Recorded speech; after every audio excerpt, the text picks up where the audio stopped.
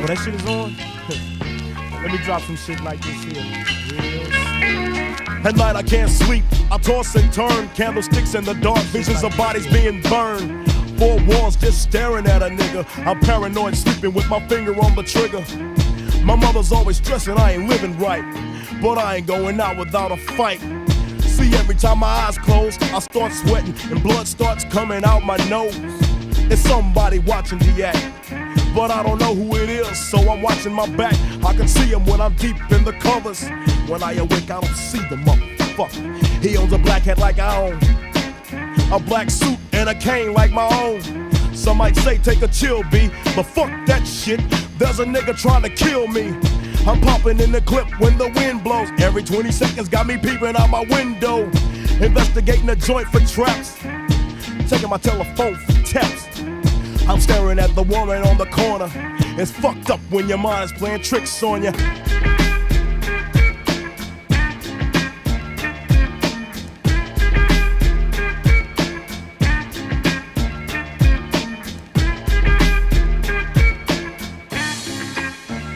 I make big money, I drive big cars, everybody know me. It's like I'm a movie star, but late at night, something ain't right. I feel I'm being tailed by the same sucker's headlights. Is it that fool that I ran off the block? Or is it that nigga last week that I shot? Or is it the one I beat for $5,000? Thought he had cane, but it was gold, met a flower. Reached under my seat, grabbed my papa for the suckers. Ain't no use to me lying, I was scared than a motherfucker. Hook the left in the Popeyes and bail down quick. If it's going down, let's get this shit over with. Here they come, just like I figured. I got my hand on the motherfucking trigger. When I saw 'em, make your ass start giggling. 3 blind, crippling, crazy senior citizens.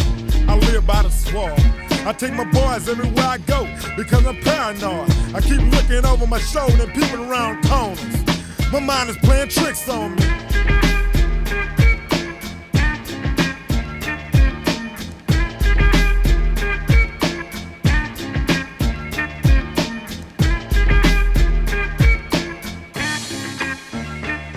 Day by day it's more impossible to cope. I feel like I'm the one that's doing dope. Can't keep a steady hand because I'm nervous. Every Sunday morning I'm in service, praying for forgiveness and trying to find an exit out the business. I know the Lord is looking at me, but yet and still it's hard for me to feel happy. I often drift when I drive, having fatal thoughts of suicide. Bang and get it over with, and then I'm worry free, but that's bullshit. I got a little boy to look after, and if I die, then my child will be a bastard. I had a woman down with me, but to me it seemed like she was down to get me. She helped me out in this shit, but to me she was just another bitch. Now she's back with her mother. Now I'm realizing that I love her. Now I'm feeling lonely. My mind is playing tricks on me.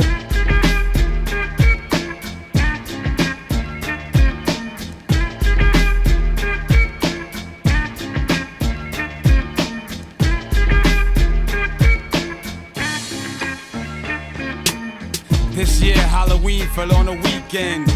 Me and Ghetto Boys are trick-or-treating, robbing little kids for bags, till an old man got behind our ass. So we speeded up the pace, took a look back, and he was right before our face. He'd be in for a squabble, no doubt, so I swung and hit the nigga in his mouth. He was going down, we figured, but this wasn't no ordinary nigga.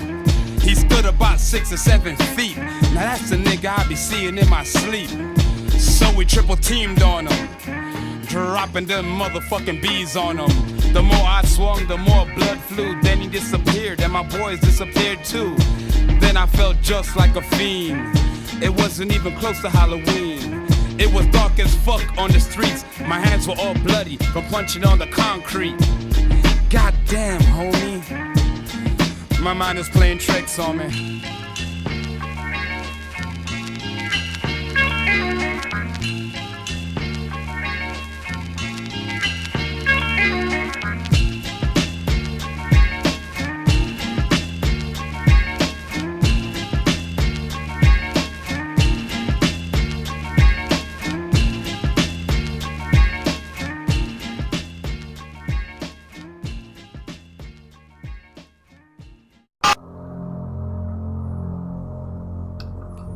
So here in Diagolon, we only watch Edgy D TV every Tuesday on the EdgeStream. You better be there. I'll be watching. Welcome to the EdgeStream, the edgiest live show I know. The following show is a satire, and all characters appearing are fictitious in nature. Any resemblance to real persons living or dead are purely coincidental. Narcs are not welcome. Viewer suicide is advised. I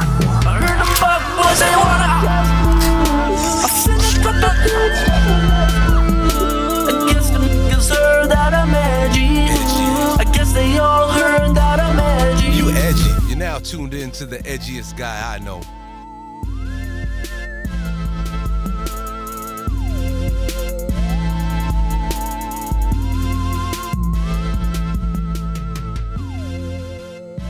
Hey everyone, welcome back to the EdgeStream every Tuesday night. It's good to be back with you all. I'm here with my special guest co-host for the night, One Quick Dub. How are you doing tonight, buddy? Doing better than ever, brother. How are you? Awesome. I'm pretty good. You know, Yeah, I'm still glad to hear at. Yeah, thank you. I'm still at my on the lam, about to move into my new place and set up a new studio. So this is just a temporary studio. But yeah, I'm here. I'm at my parents' house. I'm looking after my dad. You know, gotta stick with the family, take care of them when you can, right? So you only have one family. Absolutely, man. Family is everything. And you only have one set of friends that could be like your family, right? Well, I mean, we're always making new friends along the way, but, you know, family is family. Irreplaceable. Right. Yeah, that is very true, yes. Of course, sometimes you need to drift away from your family if they do certain crazy things or they act immorally. Like, let's say, for example, David Kaczynski and his brother Theodore Kaczynski. I mean, he saw that the writings were like his brother's prose, so he turned him into the police. Now, is that something that a family member should do? Well, I mean, that's something that each person would have to decide for themselves. And at the time, you know, he felt that his brother was a danger to society, the same society that he rallied against in his writings. And he felt that that was the moral move to make. Now, whether Ted ever forgave him or not, I don't know, but that's pretty brutal. Probably you shouldn't call the police on your brother. But then again, we're not in that situation, right? If they're blowing up random computer store guys and they're just getting fucked up, then I think you've taken the step too far. I'll just say that. Now, yes, we are talking about the Unabomber, and I have recently read a couple summaries I have read before. What's it called again? Industrialization. Sorry, I'm going to bring it up. Oh yeah, industrial society in its future. I always get it mixed up. But yes, it is a great manifesto about how the future of technology necessitates the limitations of human freedoms. And I think that is a great lens to look at what is happening in our current events right now. I disavow violence and terrorism and anything like that, but when somebody makes a good thesis, when somebody writes a good piece of work, you have to kind of take it into account if there is some knowledge to be extracted from that. Now, the reality of it is that you know, Ted's a brilliant man, but he lacked in you know, social graces, right? He wasn't very good at interacting with people, you know, and he was having a very difficult time just being heard. And he couldn't think of any other way to express himself except to write this lengthy manifesto, and then he couldn't get anybody to read it. So, you know, that was the path that he went down, and the whole point of it was to get people to read the manifesto, which, I mean, if you ask me, I would suggest that you do familiarize yourself with his manifesto. It's not a violent writing, you know, it's just it's a unique perspective, and I think it does hold some merit. If you apply some of what he talks about to your own life, I think that you'll probably be happier for it. Very true. So you're saying that it worked? What he did? No, I'm kidding. And I want to show you guys a better way that it can be done. Like you were saying, this guy lacked the ability to express himself and get his message out there. Well, we want to stop people from taking these extreme violent lengths into doing these kind of things. So I think something that Ferryman made up in his meme extremism, his comedic meme terrorism, I think something that he brought forth is something that we can go forward together with in the future. I like the acronym ideologically motivated comedic terrorism. Yeah. Or Or comedic extremism. Yeah, Yes, because exactly. They call us ideologically motivated violent extremists, and we don't have a history of violence apart from, Derek beating you up in a field. Maybe a little. That has not happened yet. That has not happened yet. And I think there will be a reversal of that. Right. Well, actually, the first time we ever met, it was a bit disconcerting, but it was kind of a coming of age experience. That wasn't the first time. The first time we met was actually Canada Day 2020. When Yeah. But you were very, very drunk, so I'm not surprised that you've forgotten. But the second time we met, you were of sound mind, and things it got a little interesting. Yeah, we could say that.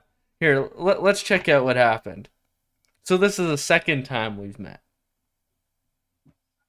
Forgive my lack of memory. It might be because of the brain cells that I lost from escapades like this.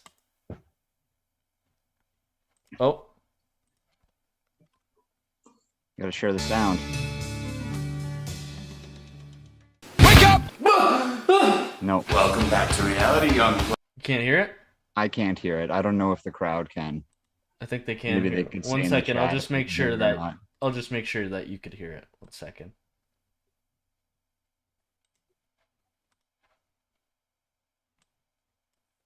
Is that better? Yes. Wake up! Welcome back to reality, young Padawan. What the fuck? You're being screened for membership in an organization. What? We're an organization of old stock Canadians who recognize the system for what it is and want to see it go down. System of a... You mean the Armenian band? No. Good band, though. But the Young Turks, they don't seem to like them. And do you like the Young Turks? I think Cenk Uygur gives some insightful analysis, and Anna Kasparian gives a unique female perspective. You're so wrong. About what? About everything. Every last thing that you think you know. What was the largest genocide in history? The Holocaust. Wrong. The Holodomor. Why is real estate so expensive? Inflation. Wrong. It's immigration. Who is the most systematically persecuted race? BIPOC. Black, Indigenous, and people of color. Wrong. It's white Europeans. What's the biggest threat to the human race? The patriarchy. Wrong. It's communism. And what's wrong with patriarchy? Aren't you a man? I'm an ally. An ally of what?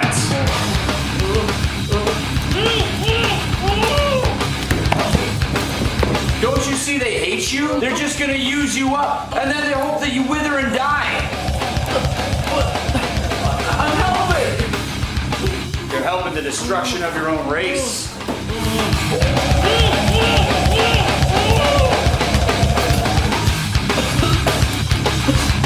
You grew up in the same country that I did. You went to multicultural schools, kids from all around the world. They're all being treated better than you. You call that systematically racist? Well, the teachers had to give them higher marks because of oppression or something. You really think so? That's what's fucking racist.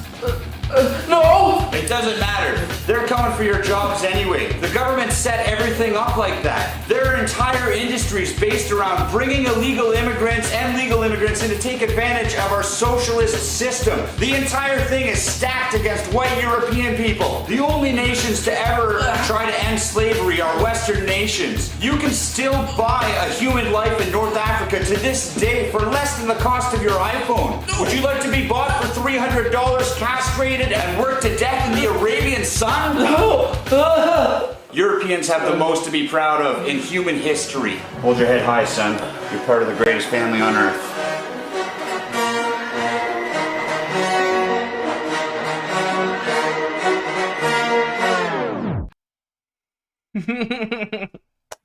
There it is. That was quite a day. My goodness. Ideologically motivated comedic extremism. That's how it's done, folks. Ooh, scary. Ooh, somebody call CSIS. Oh no, oh no. No, it was a lot of fun. I got waterboarded legitimately. It was nothing. Those muzzies in Guantanamo Bay are crying over nothing. Trust me, Omar Gadar did not experience shit. He's a little bitch. No, I'm kidding. It probably sucked. It probably sucked. We probably didn't do it right. Dubs felt bad for me that day. He was like, I did. We faked it, and I still felt bad. I think a little poop came out, and everybody knew about it. So, yeah, like I was playing it up. I was, but he was legitimately freaked out, though. I was not freaked out. You were. I think you were more scared than I was, bro.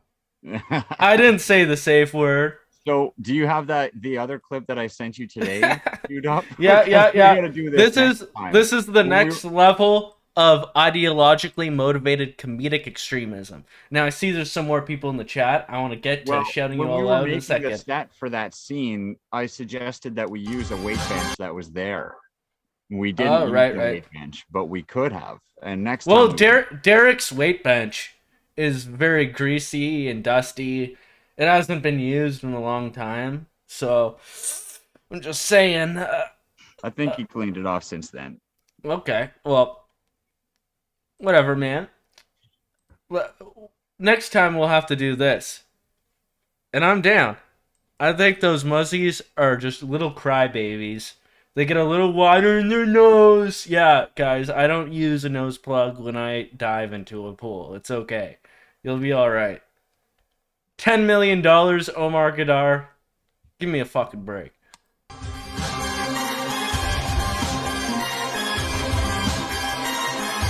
Now that's what's up, man. That's how me and all my homies are riding from here on in and out. Ain't nobody snitching if you voluntarily subject yourself to that. Man, they could Chinese water torture, drip fucking water drops all over my balls for 10 days straight. I ain't saying shit. Alright.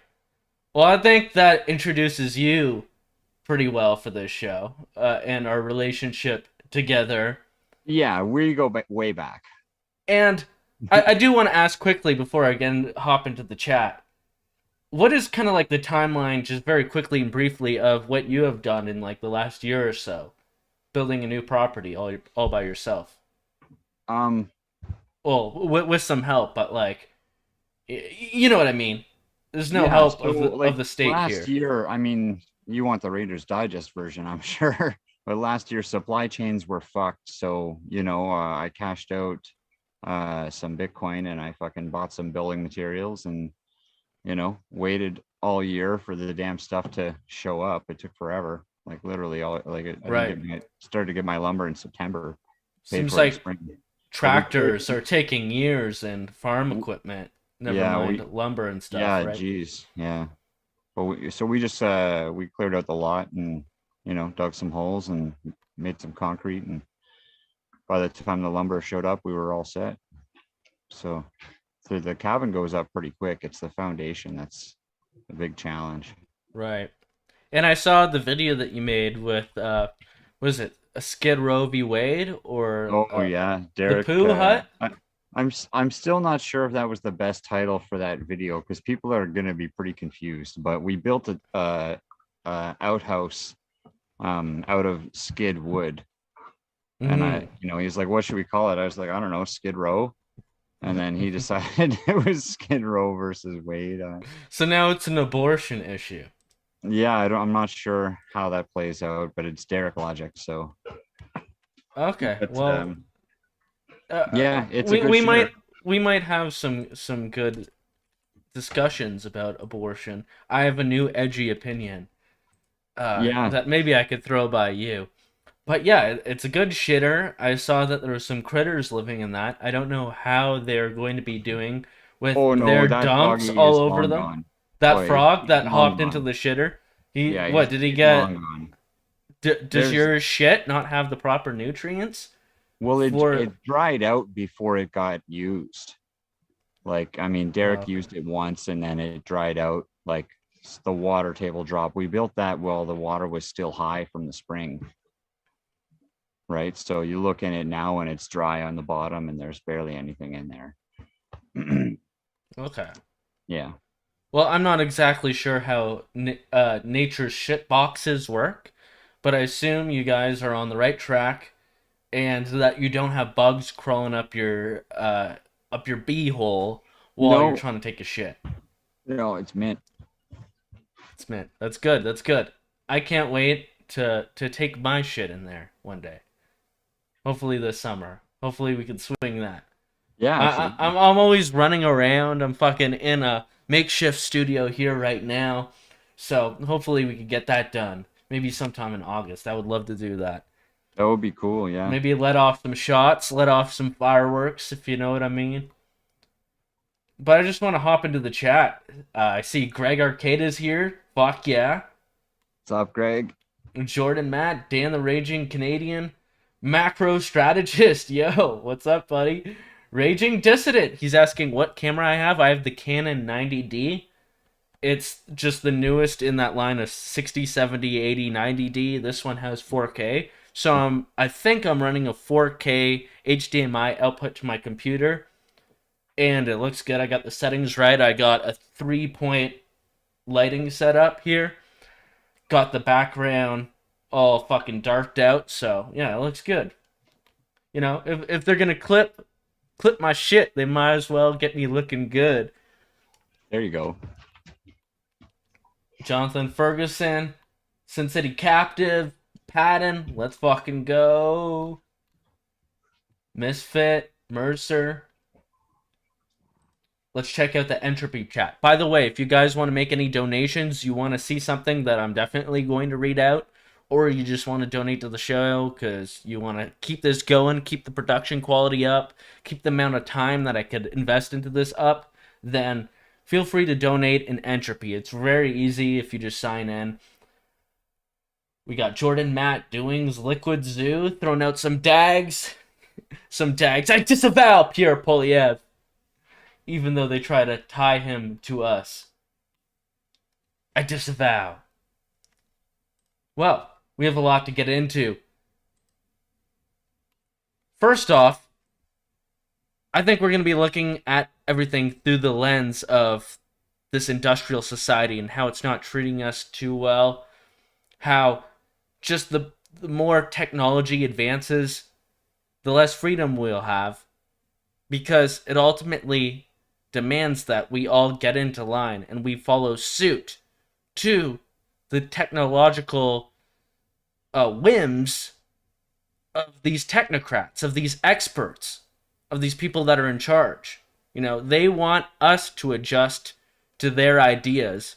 They don't want to create ideas with technologies that will help us as human beings, as people with individual specific needs and thoughts in our head. No, they want to control us and manipulate us to put us in line. So, we'll be looking at a few different things. First off, I want to rebuttal some clippings, some hit pieces that have gone out against me. People taking my stream. Yeah, lies and slander. Taking my stream out of context, but also giving me a highlight reel showing some of my best moments, which I do appreciate. Thank you, Rachel Gilmore. So, let's see what she clipped about me. I know we've been having a good time trolling her with some IMCE. All in good fun, all in good fun. So, Rachel Gilmore, this is what I said about her that was sent to her. And then she made a rebuttal against that. And, she's trying to get all her simps to simp for her, all her global news and other mainstream media, blue checkmark simps, and all the people that follow that kind of crap. So let's see what went down here.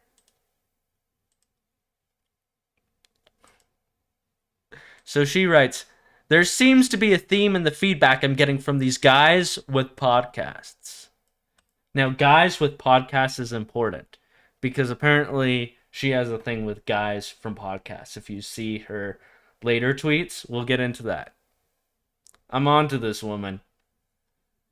She goes on to say, luckily, when I get a guy in Pit Vipers, when a guy in Pit Vipers calls you a bimbo, it doesn't count. Sorry, sweetie. I don't think you make the rules. Bimbo, I make the fucking rules! Let's fucking go! He's got some pretty racist goggles on right now, as I could see. They're probably misogynist, too. I could imagine. Anyways. No, I'll give you a chance to see my pretty blue eyes. But let's see what I said in this clip. So let's see what this bimbo has to say. Conservative leadership So it's candidate off to a good Pierre start. Poilievre briefly joined and led a protest against... Now I'm going to do a White Clawception, where I'm drinking a White Claw to me drinking a White Claw. You know how Edgy D loves his meta. vaccine mandates today.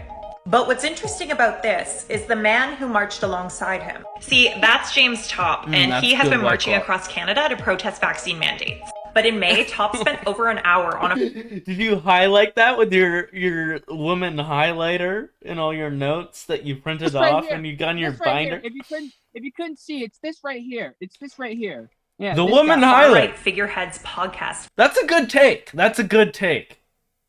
I coined the term woman highlighter.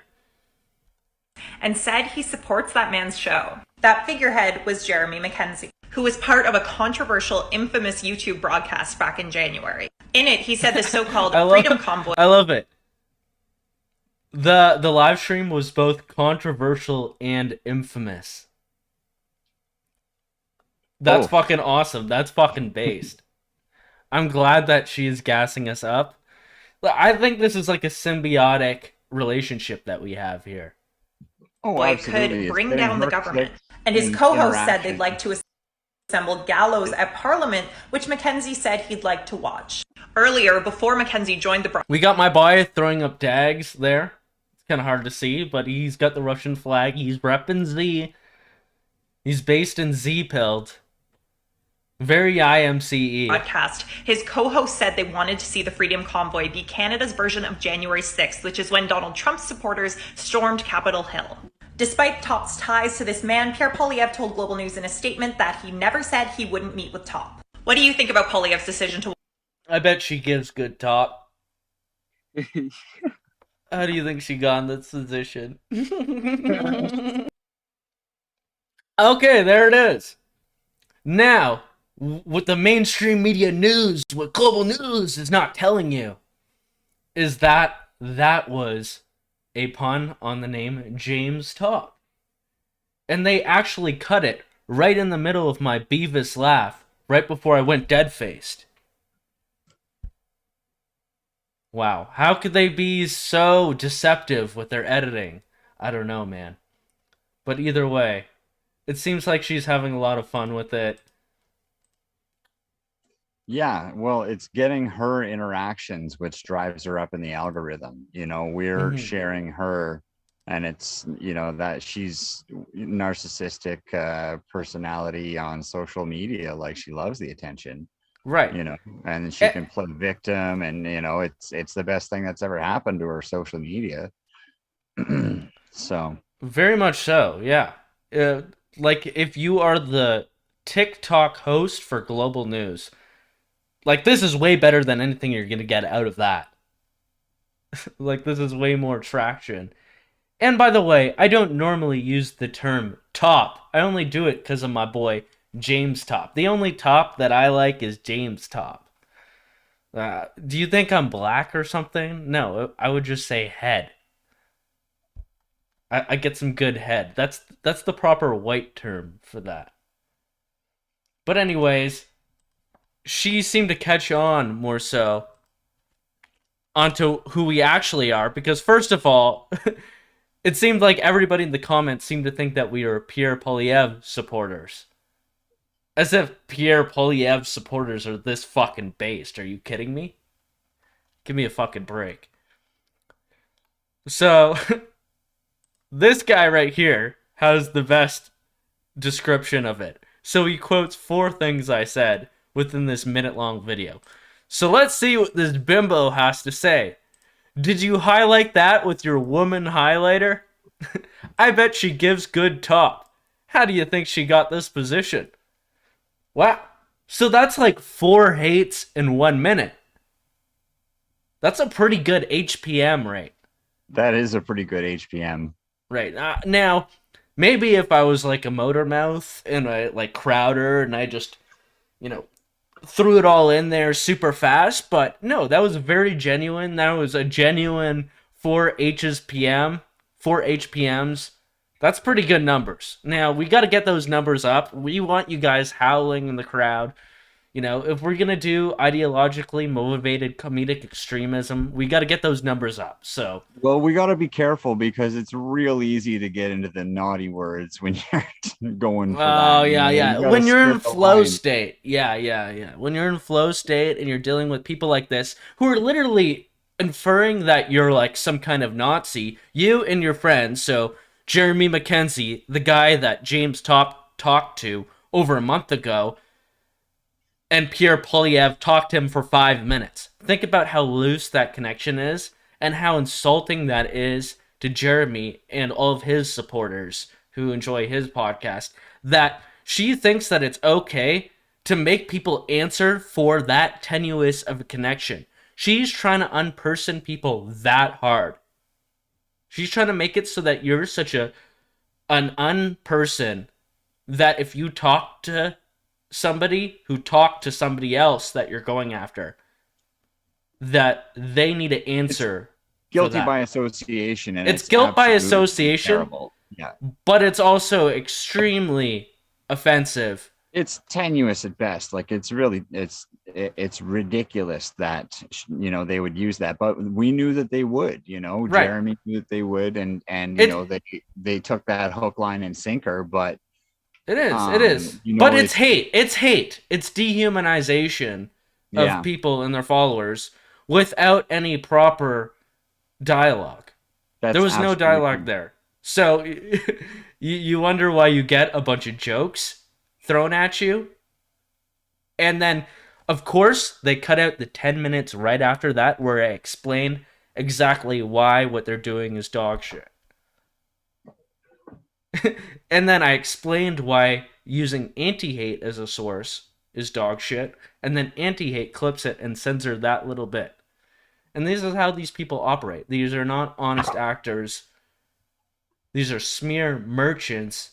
Yeah. And that's all they have. They have no creativity. They cannot talk in front of a camera or say anything coherent for this long while captivating anybody's attention. Yeah, there's a German word for that type of press. I don't know what it is. What is it? Is it Lugenpress? Yeah. That's the only word that I know that has press in it that's German. But yeah, anyways. How do I want to top this up? Oh, yeah, I found out by the Canadian Anti-Hate Network that I am actually a hashtag incel. So now I am part of the hashtag incel movement, as you can see here. Now, I don't know who Dan Slino is. That might be a former life that I had. That is my slave name, if anything. I no longer go by my slave name. If you've ever seen Son of Plaid, I am now Edgy D. After I went under that waterboarding experience, I'm now Edgy D. Well, I've ascended into plaidhood. Orbit probably helped too. Yeah, that's very true. That's very true. But yeah, this is what they're doing. They're throwing anti-male misandrist hate my way, and they're sexualizing me, talking about my penis and what I do with it. No, what I do with my penis as a he/him is none of your friggin' business, Tony. And here they go, posting my lewds, posting this pornography here of me. It's not necessarily a nude. This is not Hunter Biden level where I'm fucking stroking in the pool, the president's son. No, this is just good old Edgy D. This isn't the video. This is just one frame, so. yeah, exactly. And they're trying to say I'm proud of it. They're showing out my exposed nipples to the world. You should show them Hunter Biden's nipples. I've been doing that. I've been sending all my best friends. Yeah. The way that I see it, the more Hunter cock that gets out there, the more we're winning, bros. Let's just keep sending those cock shots out there.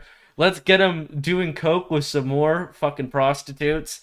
That's gonna win the war, boys. We're gonna win our countries back the more we do that. What a find. That cell phone. There was a Telegram channel for like less than a day. there was lots of them, but there was one really good one, and Ferryman shared it. And it was like tons and tons and tons of stuff from Hunter's phone, and a lot of really good stuff came out of that dump, but there's tons more that's coming every day. Right. Well, he's getting very close to, stuff that is beyond just being a friggin' degenerate. So once I see some good evidence of that's undeniable, then I'll be like, holy shit. But right now, it's just like, I'm kind of having more respect for him for some of the things I'm seeing, but then I'm getting hints of, like, oh, this is kind of pedo-ish. I need more evidence on this, though, There's some pretty bad stuff, and what the people who were releasing it were saying was that was the first round was basically to like shake out anybody who can't handle graphic stuff because it gets worse. Okay. That's like basically the intro, like just dip a toe in the water. How do you feel about this? Because there's more coming, Well, that'll be absolutely rattling if it does get indeed as bad as I think that it might get. Yeah. They're obviously milking it. Right. Well, getting back to what we're going through here in Canada, remember the power outage that happened and how Diagolon totally caused that and how this got out there? And now her favorite new pet project, trying to mess with us, is going great for the both of us. Like I said, it's a symbiotic relationship. Cybersecurity experts found accelerationist group Diagolon Network is behind the Rogers communication outage. And that's been labeled as fake by our Gilmore girl over here. What are the Gilmore girls again? Is that... I don't know, man. Is that like Betty White and all of them? No, you're thinking of the Golden Girls. Okay. The Golden Girls. That yeah, was okay. a Yeah, great makes show. it. I bet you everybody in the chat here remembers the theme music. Dun dun dun dun. Thank you for being a friend. Okay, yeah. I know what you're talking about now. I have no idea what the Gilmore Girls is, though. No, that was some That's other shit. fun. I've never seen that. So, Black Guy Bigot ones it up. Oh, it turns out it's all actually true. So this is how IMCE works. And I think they're going to start getting mad at this kind of shit. And they're going to act like this is the danger that everyone needs to look out for. This is going to cause deaths or something. They're going to fearmonger over this. Meanwhile, they're the ones who are they're the ones who are in control of Rogers and the power outages and whatnot. Well, didn't the Taliban used to do that too? They, anything would happen and they would be like, I did that, so-and-so's dog died. Yeah, Taliban did it, Right. Yes. Right. Well, I think it's like the opposite here, where the Taliban and ISIS probably want to take credit for everything because they want to seem more powerful. Our government will commit false flags.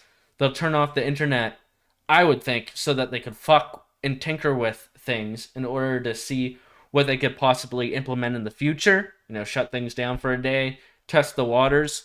Testing or maybe the there's just on all the routers. Right. Or maybe it was just a genuine vulnerability. So I know somebody who has a pay-as-you-go phone, that was out of minutes, out of time, didn't work. He hadn't paid it in a while. And that day it went off. Like when the outage happened, it worked like for a minute, and he received some old text messages that were waiting in queue and stuff. Like but it was like the middle of the night or probably early in the morning when the outage first happened that happened. So it's interesting that the system pushed those out regardless of contract status. So it pushed things out in order to get it to the people. To get it off of the system, maybe, because they were rebooting it, maybe? I don't know. Okay. Or possibly to say that, hey, we got it out there as like a last-minute ditch effort so you don't get more pissed at us for not getting your messages. Well, you so it could go getting them because it's out of service, right? Right. Okay. Interesting. Yeah. Well, there will be some things that we'll get into in just 1 second regarding what will happen when the COVID of the internet happens, which is basically the virus that is 10 times worse and faster spreading than COVID, as they say at the World Economic Forum, will require us to have a vaccine for the internet. And when you look at what these people do on the very top, it's very... there it is, that word again, top. It aligns with each other. Like what Bill Gates has done with Microsoft, putting back doors in the software so that the CIA could get through at any time. It's like something that he does with Monsanto and all these food initiatives. It's just like he has the back door for what will help you after you get poisoned by their food. All these different agricultural and food and Rockefeller medicine and health industries all work in tandem, fixing the problems that they started in order to insert themselves, in order to create the disaster, but then also create the solution. So just to lighten things up before things get very black-pilled pretty quickly, Rachel Gilmore has a crush on one of us, but we don't know who it is yet. She writes, this is her with her woman highlighter and her binder. She's highlighting things like, oh my god, this guy here is the racist. She highlights it with her woman highlighter. I've proved that this is a real thing, by the way. And then she's going through all the Nazis. We have Raging Dissident, we have Derek Rants, and we have Edgy D. And she's highlighting them all. These are the people that she's gone after so far. Now, he's a 10, but he has a podcast. Now, let's take a look at this. See what this... There seems to be a theme in the feedback I'm getting from these guys. So that's a he. That's a he, him. A guy with a podcast. So, I'm already qualified in this.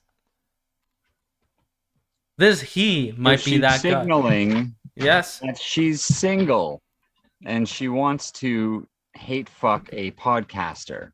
That's what I'm picking up here, if that's what you're putting down. I mean, you're on my podcast now too.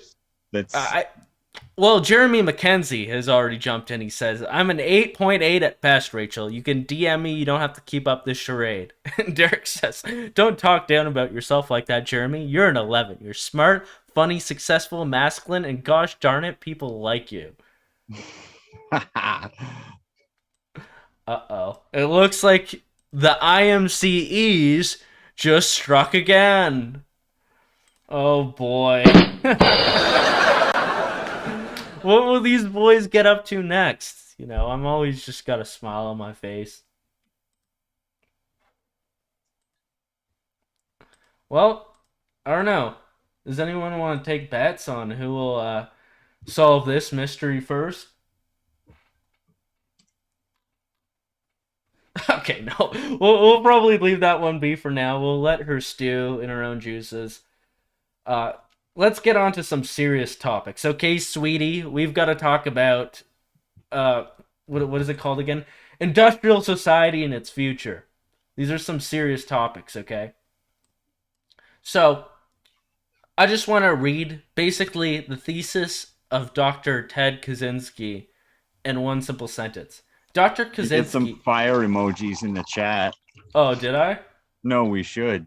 Oh, yeah, let's do that. We're going to need some if we're going to be going over Uncle Ted's Manifesto. Okay. Well, yeah, let's do it. Let's get some fires. Let's get some dags. Let's get some LFGs. Let's fucking go. And it looks like we got a donation. Before we get it into this rabbit hole, we have Per donating $10. Thank you so much, Per. It's not a name I've seen before. But he says, beer cash. I don't even know if you get beer today in Canada for this. I can send some Swedish KR. So I think we have somebody from Sweden, which is amazing.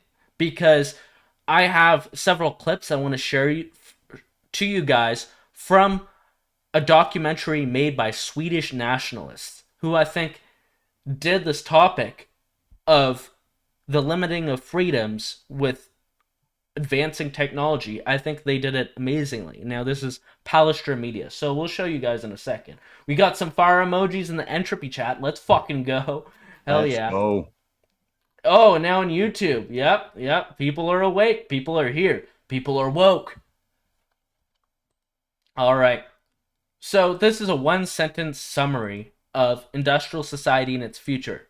So Dr. Kaczynski claims that any industrial society must inherently suppress human freedom and self-esteem and cannot be corrected by any means and will continually worsen.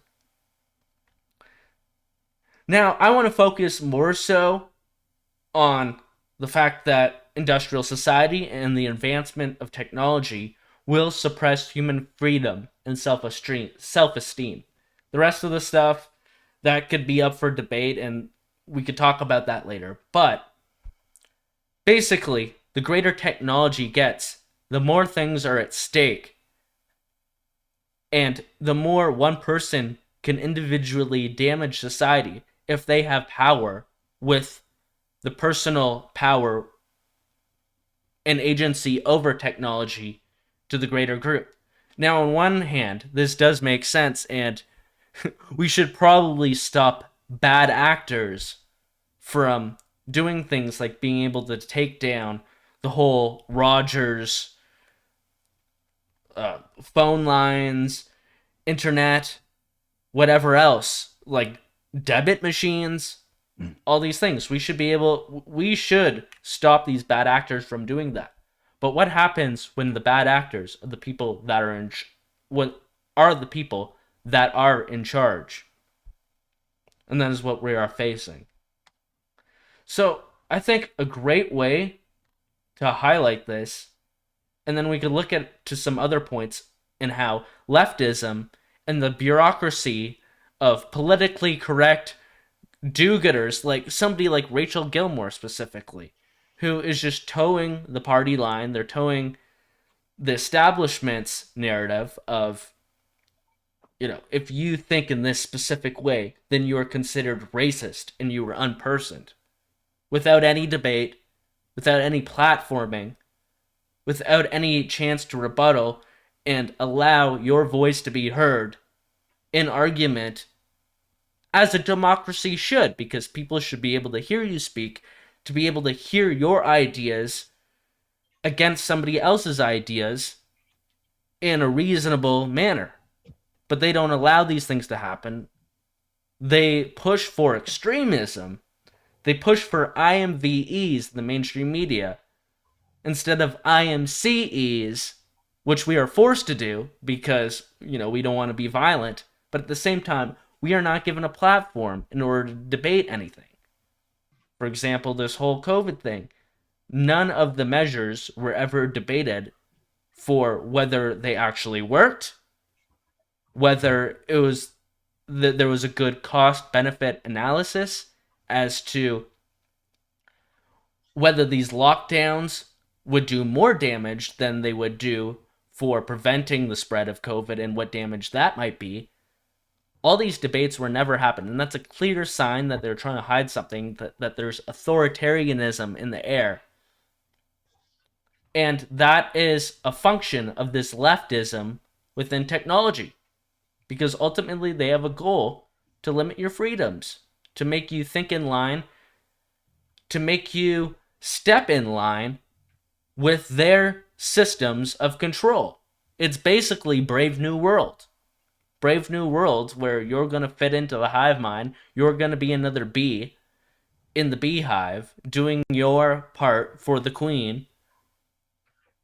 And you will be given the drugs, the mind-numbing chemicals, the media, the sports ball, the celebrity gossip. You'll be given all those things. But if you step out of line, you will get whipped. So, these are the things that will keep you in line as technology progresses. Now, this documentary from Sweden outlines it very well. Sorry, I don't have it right up here. I'll get it up in 1 second. Palestra Media. Oh, I thought you had it queued up. I know you had it earlier. Yeah. It's right here.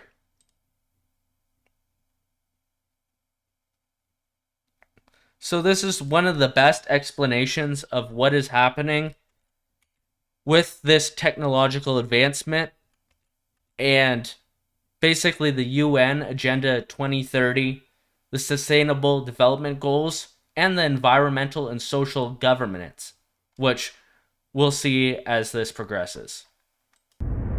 The 9 most terrifying words in the English language are, I'm from the government and I'm here to help. Building back better means getting support to the most vulnerable while maintaining our momentum on reaching the 2030 Agenda for Sustainable Development and the SDGs. The Sustainable Development, and he says SDGs. So SDGs and ESGs go hand in hand. And if I can just clarify that really quickly, this is what that means. The Sustainable Development Goals are the things that are outlined in United Nations 2030 Agenda for Sustainable Development. And the ESG, the environmental, social, and governance performance, is like a score that you have based on how well you conform to the carbon tax scam, how well you adhere to diversity quotas. So very specifically, as a social credit system gets into play, this is one of the ways that it starts, saying that you can't be racist, you can't even be white and have a job. If they don't have enough minorities in that position, you will literally get discriminated against for being white. Because somehow you don't fall into that line as somebody who deserves human dignity. To be treated with actual equality of opportunity. Well, actually, racism equals privilege plus power, so you can't be racist against white people, therefore you're a bigot. Of course, leftism and its consequences have been a disaster for our society. Let's just say that. Canada is here to listen and to help. The updated version of this quote would be, I'm from a global company with an anonymous leadership, and I'm here to help. The vaccine is the help we receive, and the vaccine is an important component for this global reset, because the vaccine leads to vaccine passports, which leads to extended digital infrastructure with a digital ID that connects our whole person, or whole earthly being, with a single QR code. A region in China has already introduced a digital ID, which is connected to a social credit score, where the state decides what you can and cannot do, depending on whether you've been a good citizen who is a benefit to the collective. Everywhere she goes, Ouyang Haoyu is followed. What she buys, how she behaves, is tracked and scored to show how responsible and trustworthy she is. It's called the social credit system, and in one version now being tested, a person's reputation is scored on a scale of 350 to 950. And Haoyu, with a good score of 752, is okay with it. In fact, most people are, and few... So there you go. Some compliance. And I I don't want to say just because she's a woman that she was compliant. There are plenty of women who are, especially in Canada, who are very strong within the freedom movement. More strong so than some of the guys here. Like, women are doing a great job here in Canada. Not Rachel Gilmore. But, other women. And it seems there is something to do with that where they're more compliant. So all these emotional appeals are sent to women in order to adhere and submit to these emotional appeals to get along with the rest of society, right? To fall in line. You here are willing to criticize it, something that may pose a risk itself for a bad score and the life that comes with it. Journalist Liu Hu, he got a little too close to uncovering corruption among high-profile party members after being sued. So this guy, a journalist, calling out corruption, and this is what happens to you in defamation China. by the subject of a story he'd written, he was blacklisted. He only realized when he tried to buy a train ticket and was told he was banned from traveling. That tells me I'm still on the blacklist. Punished because he's been branded untrustworthy by the state. Once you're blacklisted, you can no longer get a bank loan, start a business, buy an apartment, or even send your children to a private school. In theory, everything can be taken into account in the social score. World Economic Forum wants a global citizenship under global leadership, where people are controlled through a digital ID, which reflects, amongst others, your health status, which illnesses you have, what care you have received, and which vaccines you have taken. The digital ID will also constitute your new digital wallet with a digital currency and will replace your passport if you travel. Und aus diesem Grund wird die Kommission demnächst eine sichere europäische So digitale... she's talking about that is why the Commission will propose and secure a European digital identity. And this is the president of the EU. Identität vorschlagen. Eine Technologie, bei der wir selbst kontrollieren können, welche control Daten how all the ausgetauscht data is und wie used. sie verwendet werden. The digital ID will be a prerequisite to connect to the public infrastructure, controlled centrally. If such... So that's an important thing. Is the digital ID will be required in order to get back onto the internet. And as we'll see in a second, a digital ID is introduced, the rulers can shut down whoever they want, whenever they want, from all of society all over the world, just by limiting that person's QR code. And they will also be able to punish anyone who interacts with the targeted individual in the same way. guilty by association. So that is what is in the bulwark with them going after Pierre Poilievre for talking to James Tuck, who once talked to Jeremy Mackenzie. That is the preliminary session, or the preliminary steps of this dehumanization, of this depersonization among the social credit score system. As the digital ID is also traceable. If they fail in introducing a digital ID in connection with a crisis, there are always new crises around the corner to justify the introduction of such a digital ID. Right. For a potential cyber pandemic. The COVID-19 pandemic has shaken our economies and societies to the core and shown us how vulnerable we are to biological threats. In the digital world, similar risks are being overlooked right now. A cyber attack with COVID-like characteristics would spread faster and further than any biological virus. Its reproductive rate would be around 10 times greater than what we've experienced with the coronavirus. Fortunately, so this is what the World Economic Forum is saying. And Cyber Polygon is the War Games scenario, just like Event 201 that was for COVID in 2019, where they were saying the exact same things that they were going to do, and they did do. So Cyber Polygon and the World Economic Forum right here, they're telling you what they're going to do and what they have in mind, that this cyber attack is going to be 10 times as worse, faster spreading than COVID. And what else are they going to do? at least until now, cyber attacks have not impacted our health the way pandemics have, but the economic damages, and therefore the impact they have had on our daily lives, have been equal and sometimes even greater. You see, the only way to stop the exponential propagation of a COVID-like cyber threat is to fully disconnect the millions of vulnerable devices from one another and from the internet. All of this in a matter of days. To reconnect to... So what you were saying about doing a full reboot and getting everyone offline, this could be test runs for that. They're telling you right here, in order to stop against this kind of internet pandemic, they have to take these kinds of measures, and you're only allowed back on once you've got the internet vaccine. To And the this internet. guy will A explain. digital ID will be needed to ensure you are not carrying the virus, just like you need Yeah, to let's hear reconnect that to again. And from the internet. All of this in a matter of days. Put that at normal speed now. To reconnect to the internet, a digital ID will be needed to ensure you are not carrying the virus, just like you needed a vaccine passport to reconnect to the social infrastructure during COVID. The COVID-19 crisis would be seen in this respect as a small disturbance in comparison to a major cyber attack. The measures we have seen with lockdowns and vaccine passports are not a strategy for our health, for these so-called solutions are worse than the disease. The measures are for hurting us towards the new normal. Something like 1984 could actually happen.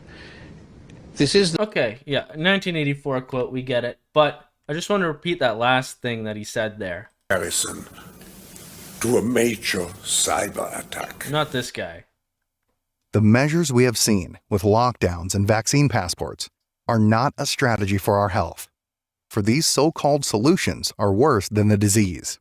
The measures are for hurting us towards the new normal. 100%. Like, how could that not be the case? When you just think about what happened at the beginning of this year, when they were about to make it illegal to not be vaccinated in Quebec, where you would get charged what the Quebec premier said should definitely be more than $500. Like, he was very adamant that that is way too little for you to be getting away with not being vaccinated. And then the Freedom Convoy happened. God bless Canadians for all we're worth here. Yeah, that was amazing. And it basically crumbled worldwide. It was the sign saying to the elites that we're not going to take this. This is not going to be the psyop that you're going to get us on. And they dropped it just like that. And now everything is almost back to normal. Like, you see some people with their masks on. No, it's not a big deal. People get sick sometimes. You know? Things are going back to normal and people don't want it to go back to how it was. And the difference, the difference was not with what they were doing. Like, in order to prevent the spread. The spread of the virus was basically just the spread of the fear and the propagation in people's head that this is a real thing. Of course, these strains COVID were real. But the damage and how people thought about it, that was not real at all. That is something that they created and then we fought back against. And it was all a herding thing. They were dipping their toes in the water to see how far they could go. And whether it's an environmental disaster or a power outage, an internet outage, and digital IDs on the internet, that they could get this back into play. That they'll do it. Yeah, they want access to everything. For a long time, they've been allowing you to use government websites with your bank account or some other verifiable identifier like that. But they would much rather just have everybody on one centralized system. And it's obviously it's not far-fetched to believe that they want to implement a social credit system alongside with it. Right. But even without it, it's still insane to force people to comply, and the whole thing is ridiculous. And we've shown that we have the support, that we are not going to take it. A number of people who supported the trucker convoy, the insane donations that it was able to generate, the desire for actual freedom, is there. And the keys are, at your disposal, but it's up to you to pick them up. They're sitting right there on the table. Everybody knows. You can choose to be a free person, or you can continue to, contribute to your own demise. But the keys are right there on the table. Right. You know? The Dutch farmers understand that. That's for sure. Yeah.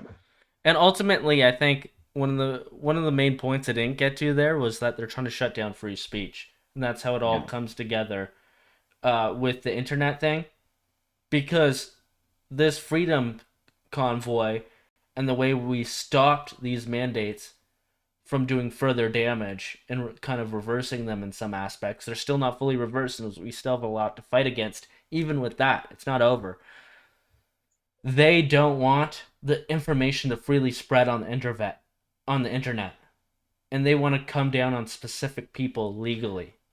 Yeah, they're really upset about disinformation. They're not having that whatsoever, but they're media lies constantly, and they don't want it to be a level playing field. So even with unpaid memery, they can't even handle that. Memes are incredible, actually, but it's funny because people do it for free. Exactly. They want to make it so that it's even harder for you to do it, even though you're already doing it for free, because you know it's something that is fun, that you think is right. They want to make it even harder, and they want to make you lose money. They want to bleed you dry for doing it. They want to take your life, essentially. Well, I think it's about time for a break. We'll take a quick break and we'll be right back, and we'll get into some more stuff. I think I might be a Biden sexual. I don't know. We'll get into some other technological shit, and we'll see how much freedom can we keep if we want to keep on advancing in this world. Stay tuned to find out. All right, we'll be right back.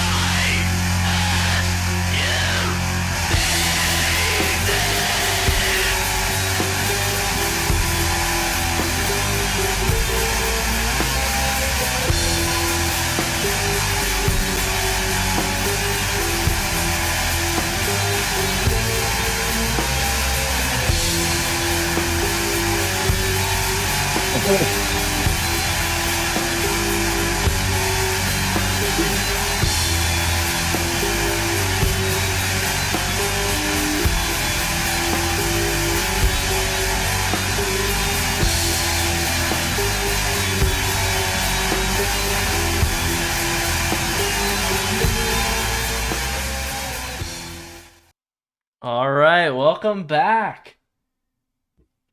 That song was Dunkelheit.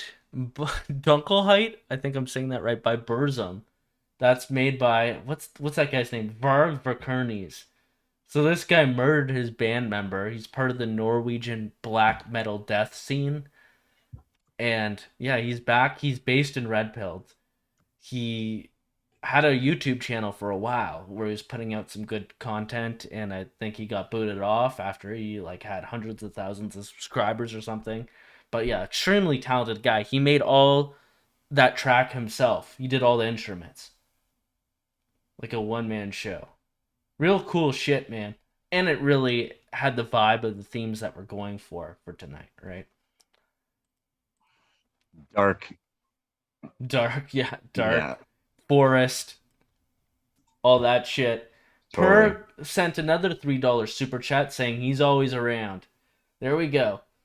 Cheers. We got a Swedish guy who's always around. He's gonna send some Swedish KR. I don't know what that means. I guess that's their currency. Their what is dollar. that? What is kroner or something?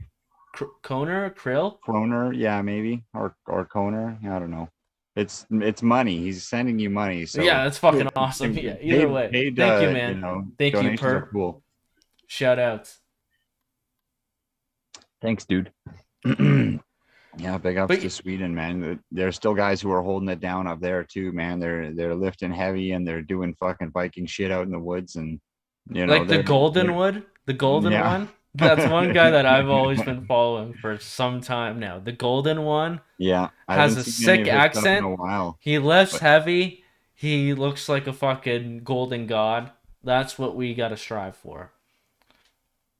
So, we've been talking about Uncle Ted's main points in the Unabomber Manifesto, and some of the things he was saying about leftism really rings true. Especially with what we showed earlier. The leftist, bureaucratic, political correct nanny state trying to push people into line. So one thing he says about the psychology of the modern leftist here. Let me share this screen.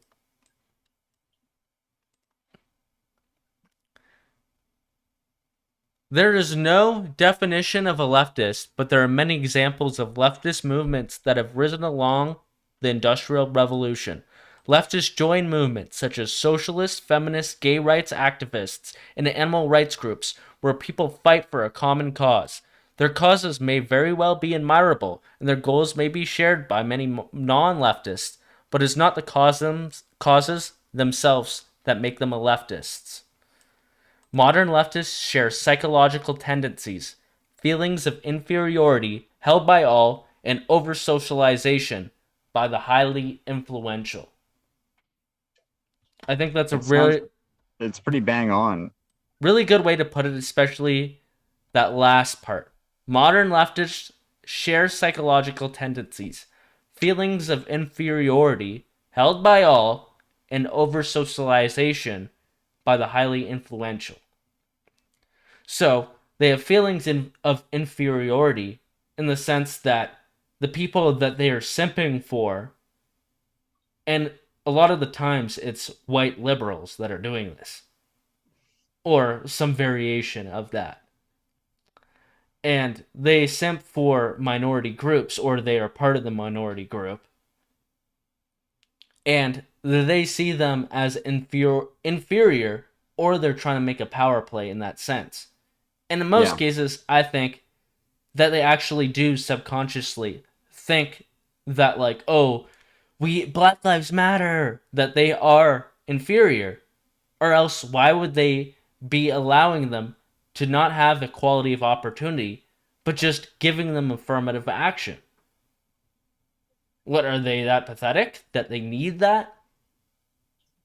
Yeah, but, and they have all these things. Hardworking Black people who resent all that stuff. You know, they feel the same way. Basically, like it's it robs them of their ability to properly achieve something. Right? If you earn something on merit, you know, you can stand by it, you can be proud of it. But if something is just given to you, you know, especially say if they're fast tracked through the education system, or, you know, they're given awards that are, you know, they're not really deserved. It's just they're catered to, they're pandered to, and it's demeaning. It is. And it also, I don't want to give too much victim status to them based on this, because they're the ones getting propped up, essentially. Mm-hmm. Like, they're given these unearned opportunities based purely on their group status or whatever it is. And that is directly affecting the people who do deserve it, who did put in the hard work. And very specifically downplaying the role of white people, because this minority status and how this BIPOC acronym has overshadowed all equality of opportunity, in the point where they're going to add those people into positions of power, and who is left? It's only really white males at this point. So I don't want people to get it twisted at who the real victims are in this scenario. But yes, they are also the victims of this too, because they're being treated in that way, where they're being like, you know, the bigotry of low expectations. They're not going to improve. They are going to be kept down by these actions. And over-socialization by the highly influential. That's one of the main points too. Yeah, and that's so true. I mean, you look at people now and they can't even walk down the street. They're looking at their phone the whole time, you know, tripping on stuff, you know, stepping into Right. traffic. Like, you look around any public space and most people are on their phones. So over-socialization, I think, is a mixture between just political correctness and making sure that you are in line with the party's statements, the state's agenda, as well as the over-socialization on these technologies that have developed, like social media. So they're plugged in to these specific technologies that plug into their mind at any given moment. You know? They're highly conscious of their own public, you know, curated image that they project, right? So everything is about, you know, social media now, and it's all about, you know, who can virtue signal, you know, the most effectively. You know, they want fucking brownie points. Yeah. And these things are overtaking things that used to concern us as human beings, which was surviving. Yes. Survival is one of the main evolutionary biological impulses that we have that have kept us going from the forever, since we existed. Survival, the will to exist, is what has kept us going to where we are now. And now we have been given all these things through technological advancements, through tools that extend beyond what are necessities. Now, even like poor people, even the junkies that you see in Ottawa. Last time I went to Ottawa, there's junkies smoking crack in the street. They have their heads, like they're basically sucking their dick, they're sucking their own dick in a heroin coma. They're nodding off, yeah. In the middle of a street. Yeah. And these people do have their needs met if they really wanted to. But the, you know, modern society and its lack of purpose that it has in it. Because what is our actual evolutional purpose? It's to survive, it's to thrive. But we don't have to do that. So what do you end up doing? You end up taking drugs. You end up trying to fulfill your Maslow's need of hierarchy of needs. Have you ever heard of that? Yeah. Where it's like you got to get your appetites out of the way, and once they're out of the way, then you have to deal with your purpose and stuff. And people have trouble dealing with their purpose, and it screws them up. They get into drugs and, you know, mental illness and that kind of stuff. Yeah, they basically have no purpose whatsoever. They've lost their roots, they've lost their families, they've lost their employment, you know, their connection with any higher powers, etc. They've given up on everything, and you know, and they don't care. They'd rather be high than deal with anything. Mm-hmm. And ironically enough, that leads them to not being able to survive at all. So that leads to the idea of the power process and surrogate activities. So the power process over here is what we are talking about. So consistent failure to attain goals throughout life results in defeatism, low self-esteem, or depression. So we need to figure out ways to have a power process in our lives. We need power. We need to have power in our lives. And originally, that was just surviving. That was the power process. Try surviving for a while. It's very, liberating just to fucking get out there. And like, that's why, so many people who went to the convoy did fine, because they're all experienced with camping and outdoor stuff. And these are, upstanding, active people. Canadians as a whole, we have a culture of being outdoorsy. We're known for it. And just do it. Just get out of the city, get out of your suburb or wherever you are, and just go in the fucking woods and do some cool shit. A friend of ours who was in that film, who's fallen on some harder times, he was never happier than when he was living in the forest. Do you remember that? When Zog was living in the forest and videos, that dude was never happier, man. And he was doing well at that time, when we filmed with him, like he was doing well. Okay. And then there was times when he got his own place and everything was given to him. He never left. And then it all became about, what can I do now?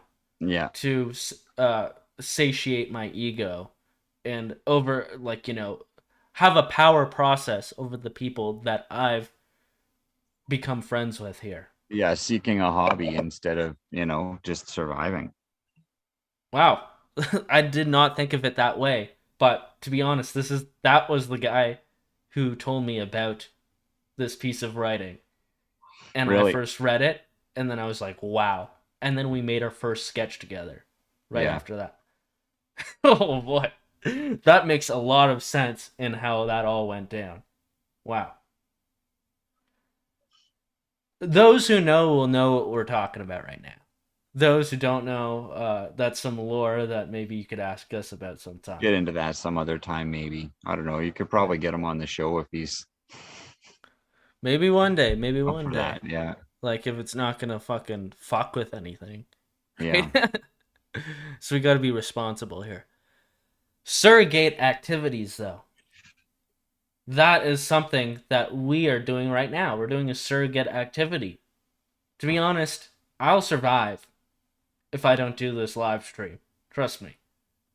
I'll go and eat. If my parents threw me out of this place, if the landlord threw me out of the place that I have in the other city, I'll just go out and I'll find some twigs and berries. I'll figure it out, I don't think you need to go that far if you don't want to. You got to want to have a drive to get out there. Otherwise, you're just going to couch surf a bit. Find a new place. Right. Yeah, I could couch surf. I could go. I have friends all throughout southwestern Ontario and beyond. I could probably go throughout Canada and couch surf.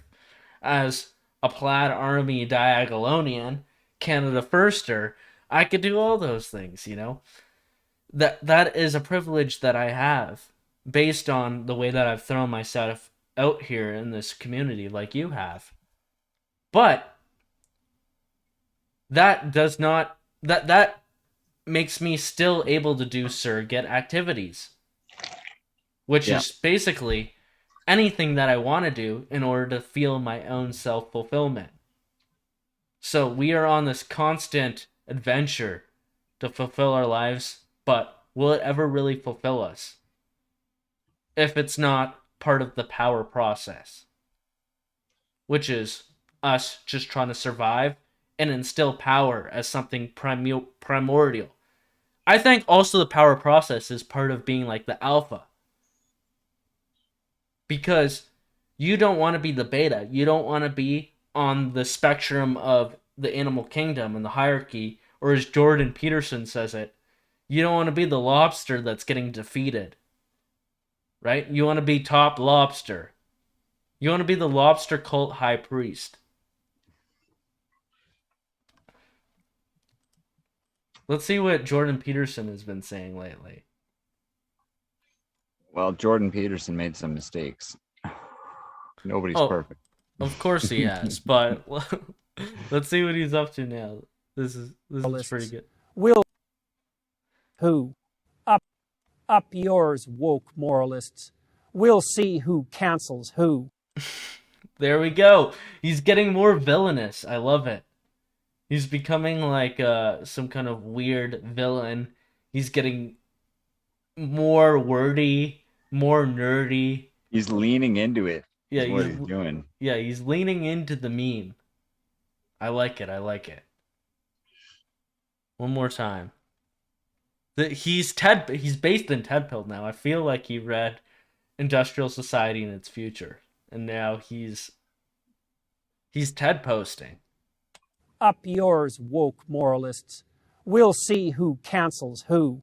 Up yours. He's about to burn down a Bill Gates fucking protein plant. Where was Jordan Peterson on the night that this happened? It's a good question. On the night that this happened here. Over in Deutschland. Breaking, a Bill Gates Foundation supermarket in the Netherlands that focuses on new age foods like plant protein meat has spontaneously caught fire in the middle of the night.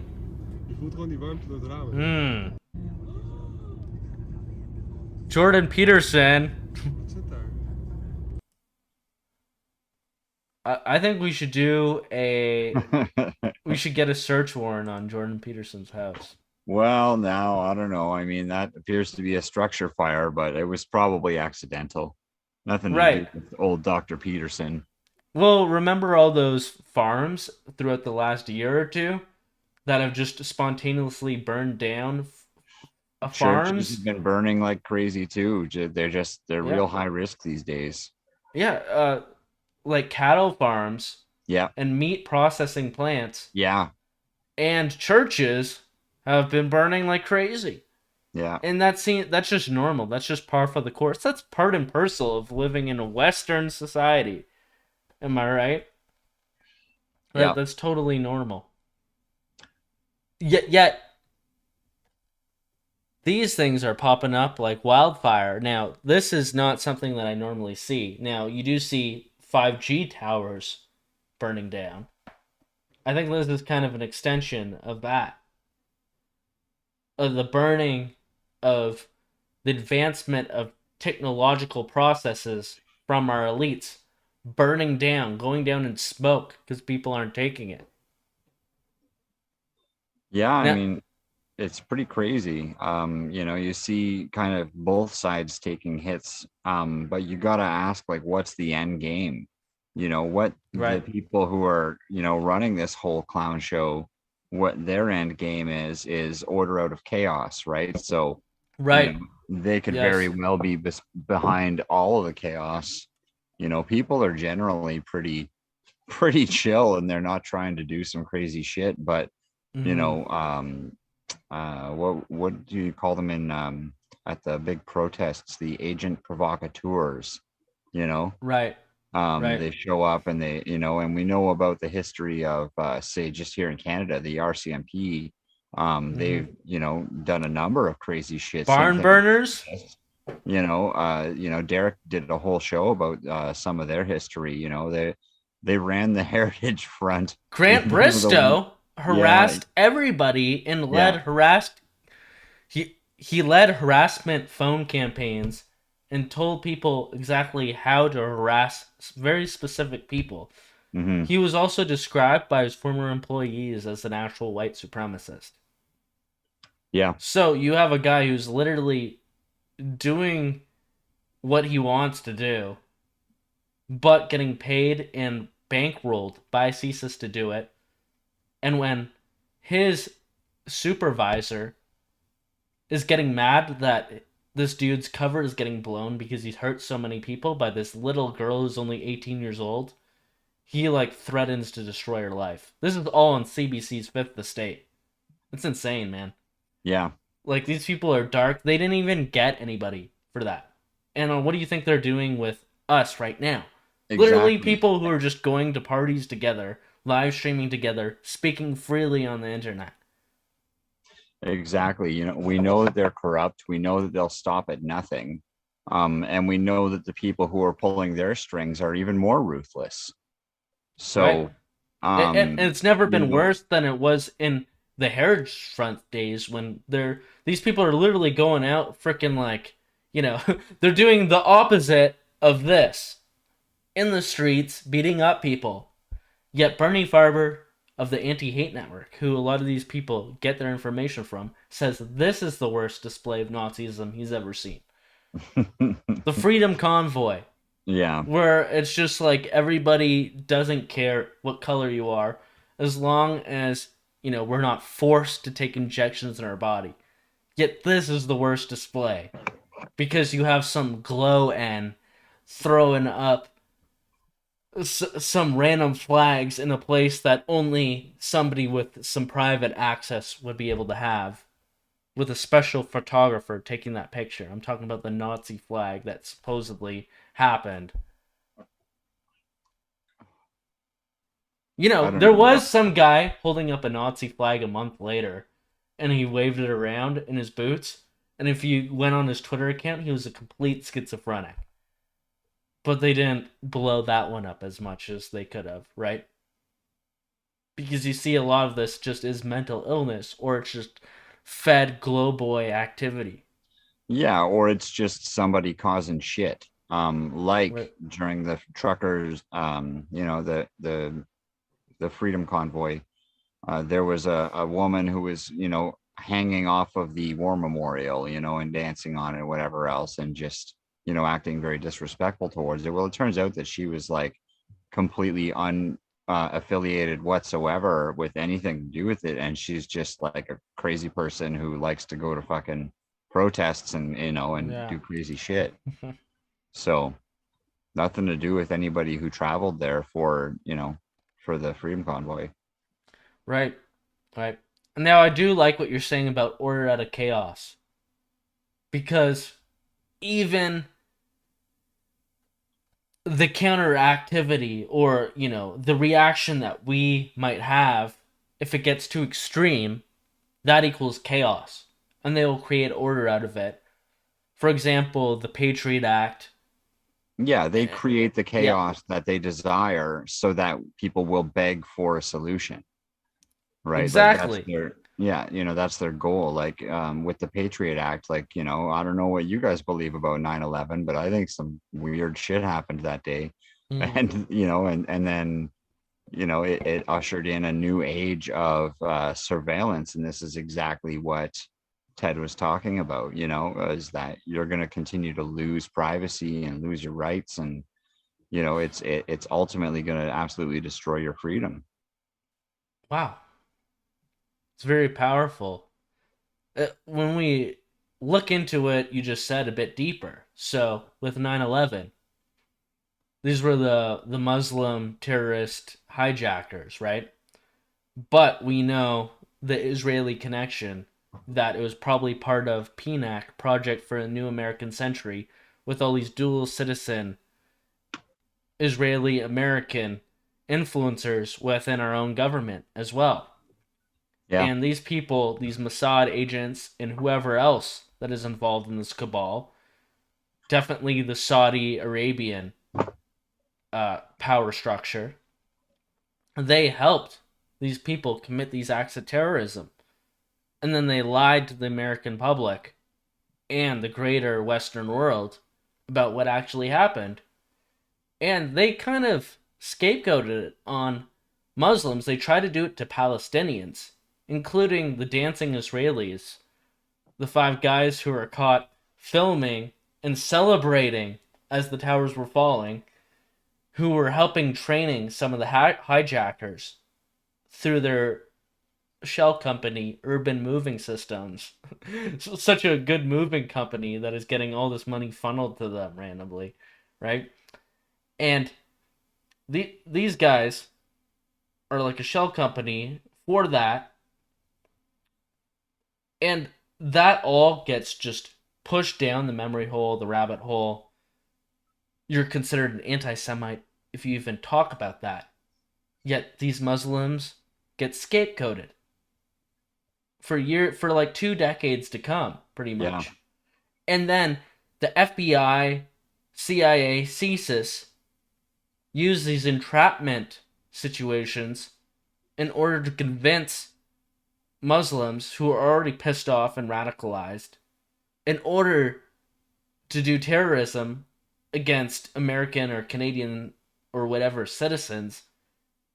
And then they entrap them and then they catch them. Some of them are even mentally ill when they do that. Usually. Right? And then they continue this for a time. You have people like Bernie Farber, who's the chairman of the Canadian Anti-Hate Network. He's talking about how Islamofascism is the real threat. Oh, really? Really? But now, as we come into 2020, now he's the chair of the Canadian Anti-Hate Network that is completely simping for Islam. Now at the point where, yes, there is some problems with terrorism. You should be scared when the Boston Marathon bombers are like mutilating dozens of people, making people freaking war amputees, essentially. Yeah, that's pretty scary. 9/11 was scary. All those Muslim extremists were involved with it, whether they're the ones who headed it or not. But now it's been turned on us. The groundwork was laid by the same people who manufactured it, essentially, and it gets laundered. It always gets laundered through different power structures. So the people that are putting this shit upon us now, they probably don't even know or believe the things that we're saying right now. They probably think it's all just a conspiracy. But these are how these things work. And voices like ours are trying to point this out, but they need to be silenced. Because going forward into this future, you can't have people talking out like us. What's going to happen? Are we going to have our own segregated section of the internet where we can speak freely? Or are we going to be people with zippers on our lips? How is this going to work in the future? Can I tell what I think is the truth without getting killed? Now I'm starting to feel like Jordan Peterson. Can I tell my own truth without getting killed? Up yours, woke moralists. Except for this Jordan Peterson guy doesn't even tell the truth like I just told for like 5 minutes straight there. So what hope do we have?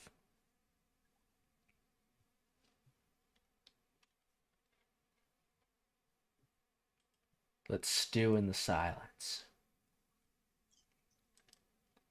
I have a good take here. A take from somebody else. This guy Yarvin, have you ever heard of Mendicious Mold Bug?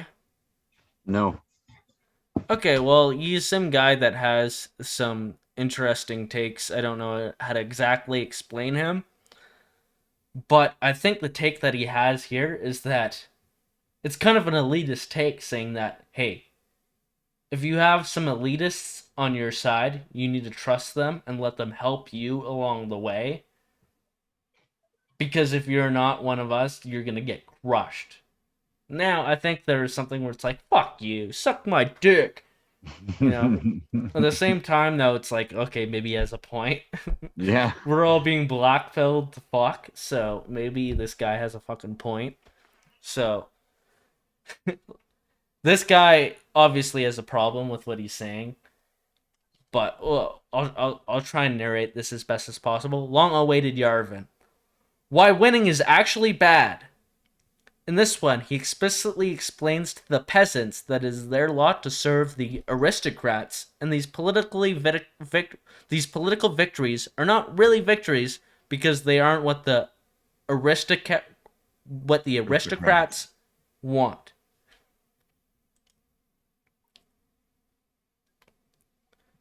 So just a quick way to describe this, I'll just read it out quickly. The customary color coding of the culture war is boring.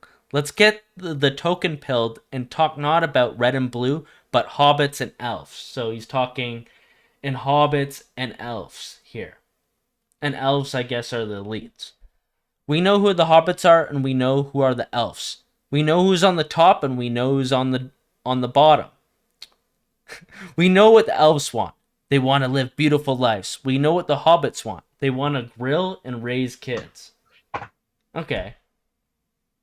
Dear hobbits, you can only lose the culture war. Even when elves use political power to impose self-culture on you, you cannot use political power to impose hobbit culture on elves. So we cannot impose our power on them. They could always impose it on us. So we're always in a defensive mode, I think is what's trying to be said here. And they're saying, you are not equipped to play, and we are. You are not equipped to play offense. Yes. Yeah. Not only should you not be playing aggressive defense in the culture war, arguably, you shouldn't be playing defense at all. Yes, because if you are trying to win, you should be playing offense. You shouldn't be defending yourself like, oh, shit, what are they doing to me? Oh, fuck. How do I fight back, right? You should be attacking, and the elites are always attacking. You just think about the ADL. They're always attacking the people they're trying to suppress, whatnot. You should be playing offense. You are not equipped to play offense, and we are. So you should support us in playing offense. Because this is what an alliance means. And it's very harsh. It's very, almost degrading and demeaning.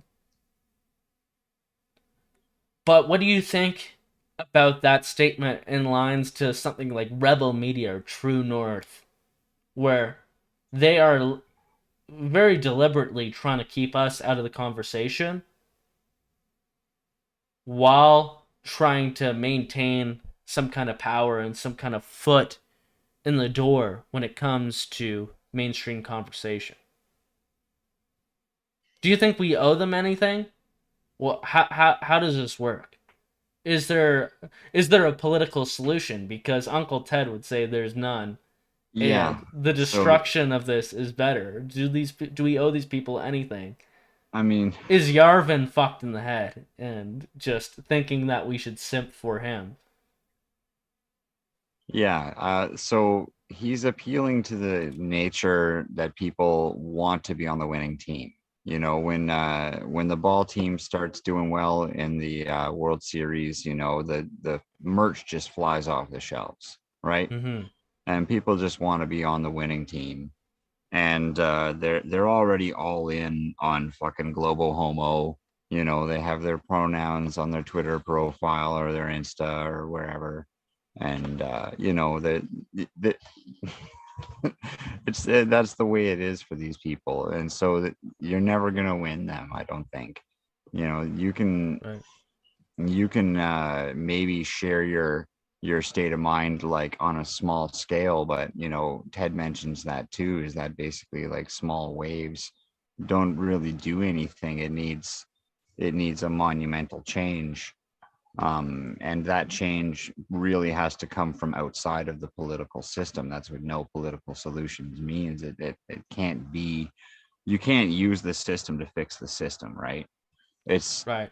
We've been trying to do that all along, and look at where it's gotten us. It's not even possible to know all of the laws. There's so many laws that are applied to every person that lawyers have to specialize in a specific line in order to even get a foothold on what's going on with all the friggin' laws we have to abide by. So as a person, you're just floating around hoping that you don't step on the imaginary line that the government has painted, that if you fuck up, then they're going to tax you one way or another. They're going to take your property from you one way or another. If that's your time and your freedom, lock you in a cell or garnish your paycheck or whatever else they're going to do, just hand you a fine and, you know, fuck with you if you ain't going to pay it. They've handed us all into boxes and everybody's afraid to step outside of the lines, but it's just paint. It's all that's there. You know what I mean? There's nothing else there. There's nobody standing there to make sure you stay in the box. So there is paint. There is real boundaries when it comes to actual political power, and what you're saying is to step outside, because they can't really hurt you if you're not trying to get a part of their meal ticket, right? I think somebody once said, I forget who, but communism is just power giving privileges to people. So they have a state of power, and they're giving privileges to people who cooperate in their monopoly of power. Right? Yeah, and they absolutely decimate people who either are inconvenient to their agenda or go against them. God forbid you go against them. But they're constantly running a meat grinder on anybody that they want to, you know, downsize or get rid of. 100%. That's what we're seeing with the Dutch farmers, and we've seen it here in Canada. And it's not necessarily communism as we once knew it. Of course, we've always got to put new asterisks on all these terms.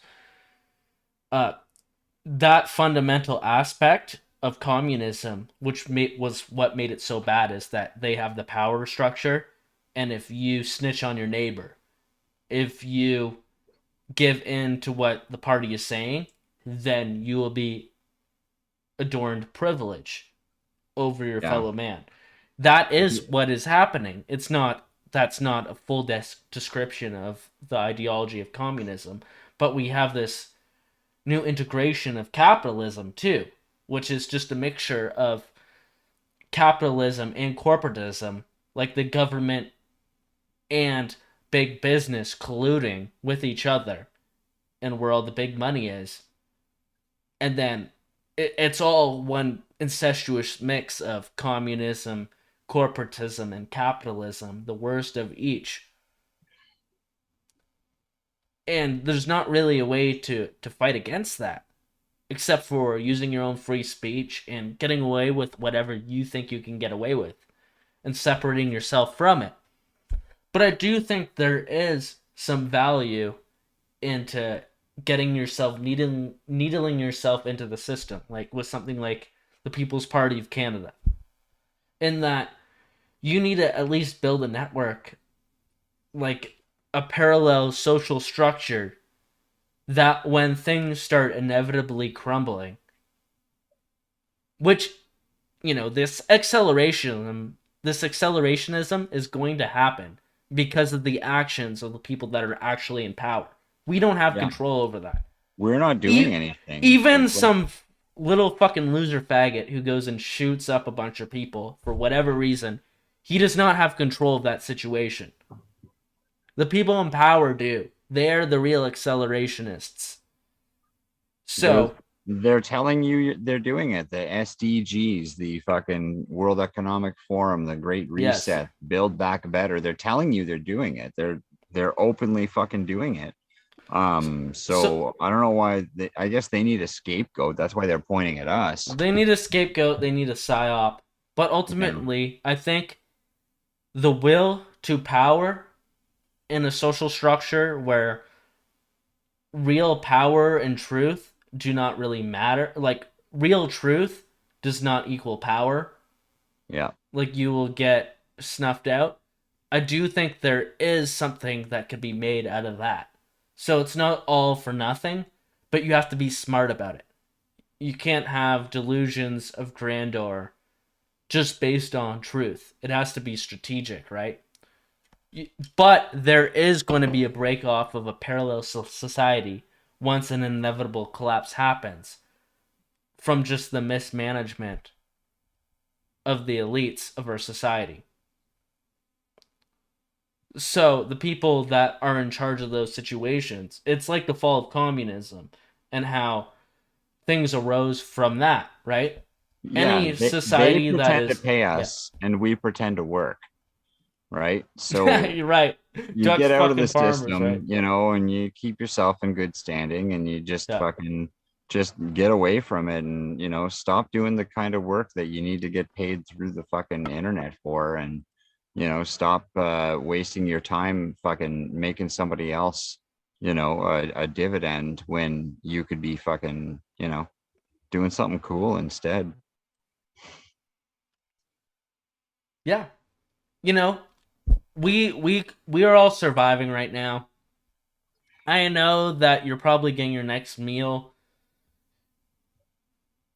Even if you can't afford it, you could go to the 7-Eleven and you could steal a Hot Pocket. You'll survive, okay? So, try and fulfill yourself in a way. Get your mind and your body right. Be the best you that you can be. Right? That is the new power process. What is it? Power of process? What's it called again? Process The of power power. process.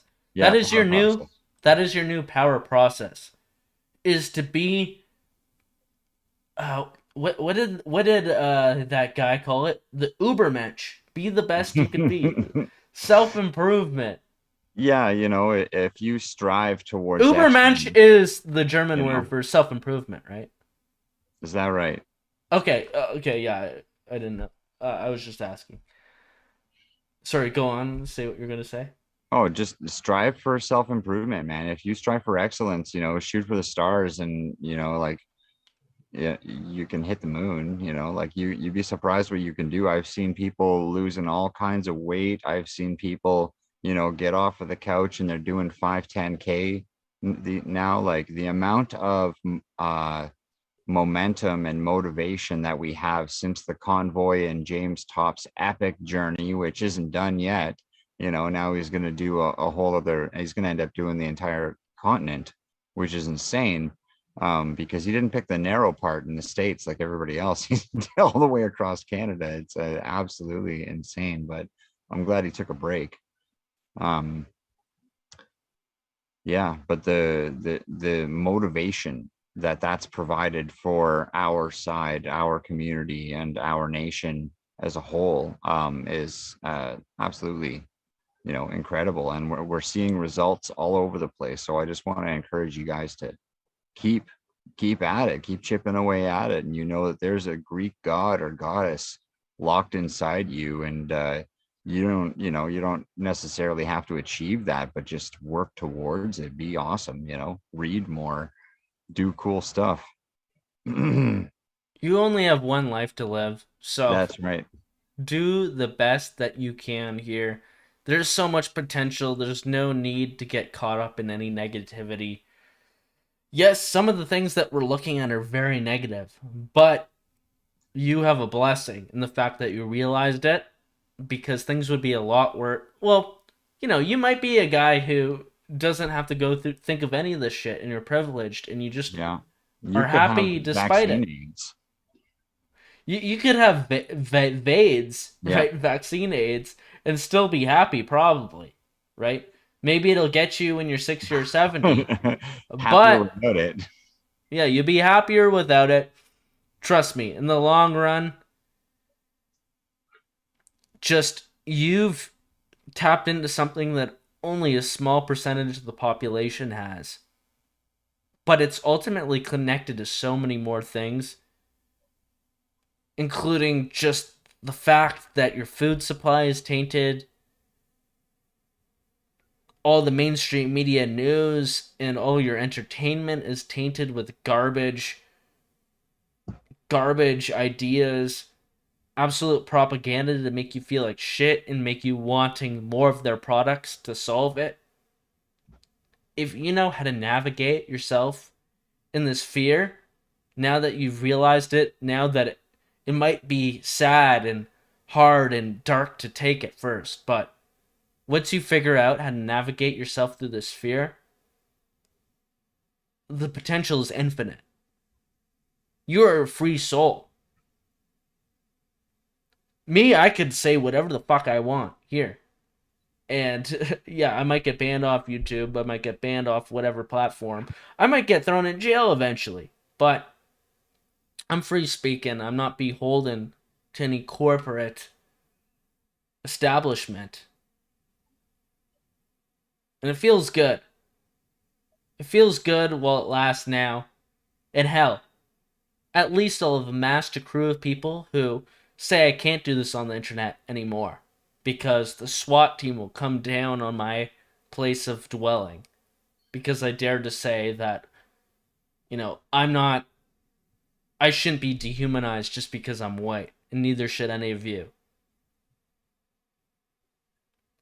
If that happens, I'll still know all of you, and you have a home with me, and I think I'll have a home with you, as many of you have opened up your homes to me. This is how we do it. This is how it's done. Now I just want to shout out some Entropy super chatters. We have fucking, holy shit, 2 cent in Entropy saying, "Great work with Jeremy's intro, Edgy. Appreciate you putting my iPad in the video." I didn't know that your iPad was in the video, but that's fucking awesome. You'll have to inform me a bit more, maybe in Telegram or something, what that means, but that's fucking awesome. And he says, "Good intro." Yeah, thank you. I appreciate that. Yeah, I really worked hard on that. I wanted to do it justice, and I think I did it the best justice I could. Yeah, it's really entertaining. He uses it three nights a week. Yeah, and like the amount of reach that has, the amount of like joy and hope, I think that, and laughter that is instilled in people. I just wish that I was like, an out-of-body godlike figure, and I could just, oh, you laugh there, I'll take it up and I'll take that in, right? Some creep lord. Just soak it up. Creeping over all the fruits of my labor. But I really appreciate that, 2 cent. And he says, "Never go full Zog, fellas." Yeah, you only go half Zog. You never go full Zog. No. I missed the guy in his prime when we hung out and did Son of Plaid. I'll say that. He's got the burden of that, active noggin, right? Yeah. Reverend Chad sent me $3 saying, "Is this where I donate to Bernie Farber?" No, but I'll take it. Thank you. Yeah. It's better off with me than with him, and being used, that $3 being used to destroy you. He might get a coffee so he could stay up a bit later, so he could get more triggered by our white supremacy that we inevitably have by being white and existing. So I'm glad that you gave that to me. It's a bit of a burden off of Bernie's shoulder. He's going to get a heart attack if he keeps up all that hatred in his heart. I think you can still get a craft beer for $3 in Ontario. Oh, there he goes. You could get a nice soy beer. J.L. Pladsmith, good to see you, buddy. Fuck, I have to give Pladsmith a call. I missed his fucking birthday. Oh, Happy belated birthday. I just realized like an hour or two ago that it was his fucking birthday because I went back on Facebook. But yeah, fucking love Pladsmith. Saying most people are like, yeah, he's saying most people are like hamsters in a cage. Government gives food, water, and a wheel, and they love them. Never known real freedom. Very true.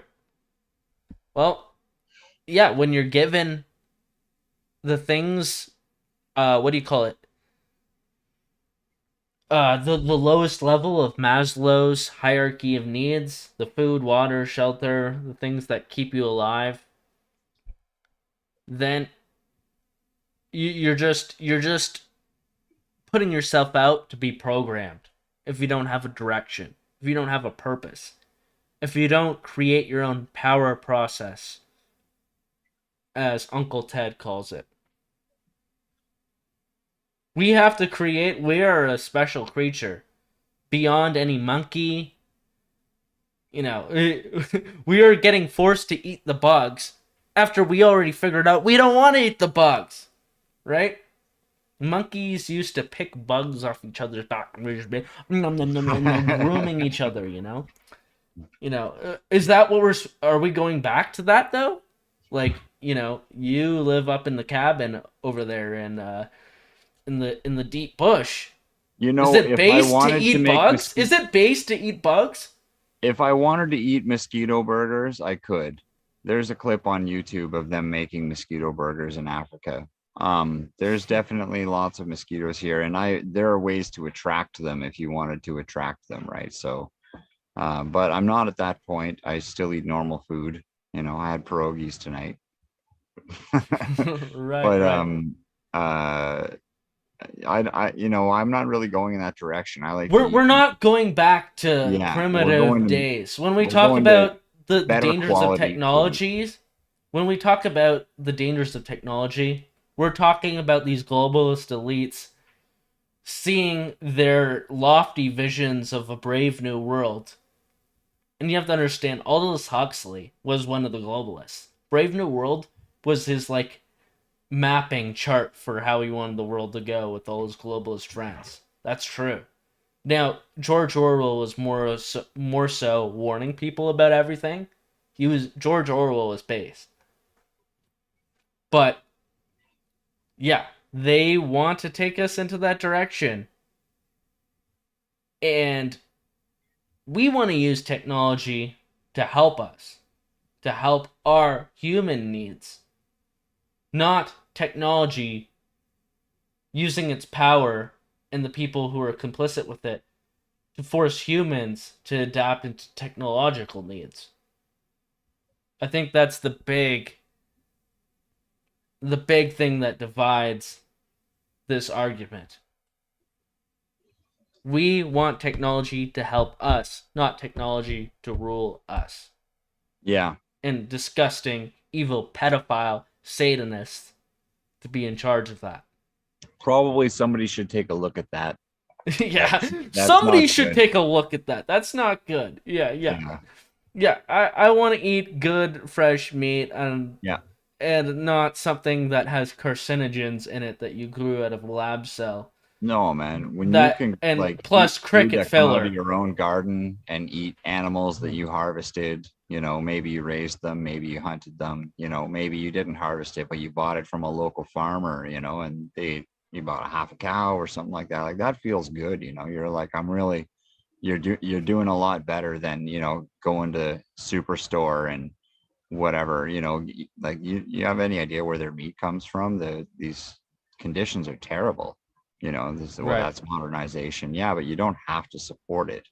You don't have to go there. You can make a couple of calls and get to know where to get better quality everything if you don't want to. Exactly. Your local provider, you can ask them what they're doing with their meat, and it might cost a bit more. But if you have less carcinogens that you intake regularly, it's better. Trust me, that's going to be better in the future than you dying of cancer. Right. So just going to look into the chat. I think we've gone about 2 hours now. It's going to wrap it up. We have Free Spoken Media saying, à la voix de, what's his name? Klaus Schwab. Is the bugs or the unsustainable energy crisis will kill us all. Okay, Mr. Operation Paperclip Nazi. Now, that guy is like somebody who I think came from a line of Nazis that, forsaked Hitler at the end of the war and just came over here. Like, a kind of Nazi that was evil enough to be a Nazi, but also even more evil to just switch sides at the dime of, as soon as it became convenient. So that's the worst kind of Nazi, is Klaus Schwab. He's pretty bad, and him and, George Soros and all those other guys, they're all also opportunist Even Nazi. Freeland comes from a Nazi family, and she's got a pretty sketchy background too. If you look into her history, I think she's banned from Russia, has been for a long time. You know, it's all of these powers that are pushing. You Oh, know, but praise Ukraine, right? They're the real Nazis. Right. They just tell people niceties. Exactly. Plaid Smith saying he'll be back when life gets a bit better. Yeah, I've heard about some of that. Yeah, I'll have to give you a call. On Entropy, do we have anything else? Cocaine Rim Job saying, "You kids are so wise." And he's giving us some prayer hands. Thank you, Cocaine Rim Job. Thanks, CRJ. He's good. CRJ. I'm just trying to envision getting a cocaine rim job, what that would mean. That's pretty base. That's like a hunter. That's like a Biden sexual right there. That's absolutely a Biden That sexual. is a Biden sexual. So That's a let's good see what segue. Biden sexual has done. I mean, let's see what Biden has been up to lately. Right before we go, and then we'll lead it off. What has he been doing? This fucking guy. Naked Hunter Biden filmed himself smoking crack, drinking hard seltzer, and fondling himself while floating inside a sensory deprivation tank 1 month after convincing Dad Joe to wire him $20,000 for his detox program. Now, I know Ferryman had some memes where he said that basically in the 4chan dump of Hunter's iCloud is that he calls his dad Pedo Peter or something. So he sent his dad Peter some porn at some point, but he also gets Peter to send him tens of thousands of dollars for whatever reason, whether it's to pay his bills or to detox him. And this is what he does with the detox money. We have a gallery here. Now, this guy's just living his best life. He's in a flotation tank, smoking crack, and drinking literally none other than Edgy D's The White Claw. White Claw. So I've never felt more like a Biden sexual. I smoke crack before every stream. Everybody knows this about me. This is what I do, and I drink White Claws on the stream. I am like Joe Rogan. I go in a float tank, or at least I take some LSD, mushrooms, and DMT, and I think I'm in a float tank. I'm really just in a bathtub with a lot of bubbles and Epsom salts. But, you know, I think we could all relate to Biden here. Once I find out that he's molesting kids, though, he's no longer cool, okay? But, come on, he's jerking off in the flotation tank. He's smoking crack and drinking White Claws in the flotation tank. That's pretty fucking based. It's not going to be based when we inevitably find out that he's a pedophile, because there's a lot of little pieces that are coming together where it's like these guys are all fucked. They're sniffing children, their nieces are around them doing coke, and you know, it's all on the same laptop, his niece, videos of his niece, as there is with him with prostitutes doing cocaine and all this shit. So I don't know. Yeah, it's just awful. And I read somewhere that he sent naked pictures of his brother's widow or something to his father, which is fucked up too. Really? Well, yeah, because Beau Biden died, and then he started fucking Beau Biden's wife. Yeah. He started fucking the widow. And I actually showed this a few streams ago. He was looking up porn, like widow porn. And he's getting off, like he is fucking his dead brother's wife. So this is the Biden sexual. These are what these elites are up to. And I don't know what's up with this child porn stuff, because I've seen little stuff about it that he, like, that confirms it, kind of, but not really. But we can't get a clear answer. We've been getting a lot of cock photos. We've been getting a lot of hilarious footage of him with prostitutes. That makes me think higher of him. Where I'm like, okay, if Don Jr. did this, I'd be like, based. Yo, did you also grab him by the pussy, Don Jr.? You know, I would be laughing. But, you know, we gotta nail these fuckers, you know? We can't just have more cock photos. We gotta nail the pedos for what they did. So 4chan, let's get that hard evidence there. Let's put them in their place. Let's get Tucker on this. Just telling it to the rest of the world, because Tucker's interested. Yeah. Yeah, there's definitely a lot of crazy stuff. Yeah, Kathy NB is saying, yeah, not based. Oh, Free Spoken Media is saying his niece is giving him a foot job while he smokes crack. I've never seen that one. Holy shit. Yeah, nothing based about sending widow nudes to daddy. Yeah, I didn't know about that one either. I've just been looking at the Daily Mail article of him jerking off and smoking crack in the sauna or whatever. Yeah, it's pretty terrible. There's one photo of him surrounded by like really young girls, like, you know, basically like right at puberty, maybe, you know, talking 10 years old, 12 years old-ish. And they're all like rubbing his body or like rubbing their feet on his body and stuff. And he's got a pillow over his erection as usual. And it's pretty weird. Well, I hope that House of Cards comes down soon. Because, yeah, Free Spoken Media is saying that laptop has way more than the media outlets are releasing. And I've heard some stuff about things going on to the dark web and on Tor. Like, you have to get a Tor browser to see it. Mm-hmm. And that 4chan was releasing things immediately, but a lot of it has been shut down. So, and I have seen... all the Telegram channels got shut down. There was a whole bunch of them gone. Now, I haven't seen any of that, and I kind of hope not to see it if there's things that are really bad. Mm-hmm. But, you know, the people got to be onto that and figure out, be able to portray it in a way that it's undeniable so that these things can be answered for. Because this guy, not only is he doing these things, but he's related to the president. Like, very close in business relations, too. Mm-hmm. So you can't have these double standards going for Trump and then for this guy and then have these psychotics in power.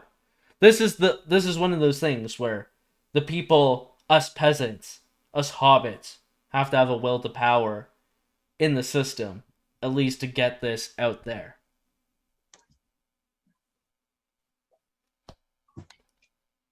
Well, we knew he was fucked. You know, now we're just seeing the levels of of depravity, right? And yeah, again, like, it's not for the faint of heart. Like, if you guys, you know, like Edgy, I know you're a little worried about what we're gonna discover, but I mean, I was pretty careful about viewing it. I have my Telegram set up not to download stuff automatically, so I can go through and, you know, see what people were saying about the files and stuff like that. And, you know, I don't want that stuff on my hard drive either. Right. Yeah. Yeah. You got to be careful with these people. Yeah. They'll sooner catch you than they will the guy who produced it. Am I able to share screen on this? There was a pretty catchy, maybe, I don't know if you would be able to play it. Is it the 10 crack commandments? Yeah. Do you have that? I think I do somewhere here. Yeah, I can link it to you on Telegram, I bet. Okay. No, I have it right here. Have it? Oh, man. All right. I think we'll play us off with this tonight. To be honest, the thing about Hunter being kind of based came from watching this. And I was like, okay, this is pretty funny. But yeah, I didn't really like to. Funny, but yeah, he is spiraled, man. The guy is no. Yeah. Yeah, is this it? It's gotta be. Okay, yeah, this is on Twitter. It's on Twitter, so it's safe. Oh, good. All right.